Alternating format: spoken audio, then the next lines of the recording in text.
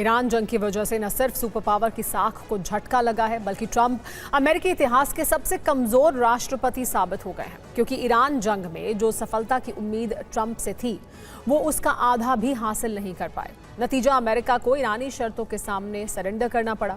कैसे ट्रंप की नीति मुश्तबा की शक्ति के सामने नतमस्तक हो गई, आखिर हम ऐसा क्यों कह रहे हैं, इस रिपोर्ट में देखिए। ट्रंप ने दावा किया कि ईरान अपने परमाणु ठिकानों के इंस्पेक्शन पर सहमत है, लेकिन ईरान ने इससे साफ इनकार कर दिया है। यानी परमाणु कार्यक्रम के मोर्चे पर भी मनचाहे नतीजे अमेरिका को नहीं मिले हैं। वहीं ईरान के मिसाइल प्रोग्राम पर रोक की बात ट्रंप ने की, लेकिन ईरान ने कहा कि मिसाइल प्रोग्राम से कोई समझौता नहीं किया जाएगा। ईरान युद्ध से ट्रंप को यह सबक मिल चुका है कि अमेरिका के लिए गोल्डन डोम कितना जरूरी है। 40 दिन तक चले युद्ध में ईरान ने अमेरिका के होश उड़ा दिए। जब ईरान ने अमेरिका को इतना बड़ा जख्म दे दिया, तो अगर रूस या चीन जैसे शक्तिशाली देश हमला करेंगे तो अमेरिका खुद को बचा नहीं पाएगा। यही वजह है कि अब ट्रंप ने भविष्य की तैयारी शुरू कर दी है।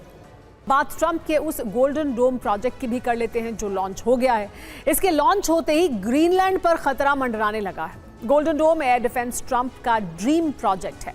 यह प्रोजेक्ट रूस, चीन और उत्तर कोरिया की मिसाइलों को रोकने के लिए बनाया जा रहा है। ट्रंप ने ऐलान कर दिया है कि गोल्डन डोम का सुरक्षा कवच ग्रीनलैंड की धरती पर ही बनाया जाएगा। अब अमेरिका ने गोल्डन डोम का पहला परीक्षण कर लिया है। इसी के साथ ये माना जा रहा है कि ट्रंप का ग्रीनलैंड मिशन भी शुरू होने जा रहा है।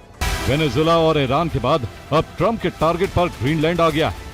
अमेरिकी सत्ता में ट्रंप की जब से वापसी हुई है, तभी से उनकी नजर ग्रीनलैंड पर है। ट्रंप कई बार ग्रीनलैंड पर कब्जा करने की बात कह चुके हैं। अब माना जा रहा है कि अमेरिका सैन्य शक्ति का इस्तेमाल कर ग्रीनलैंड पर कब्जा कर सकता है।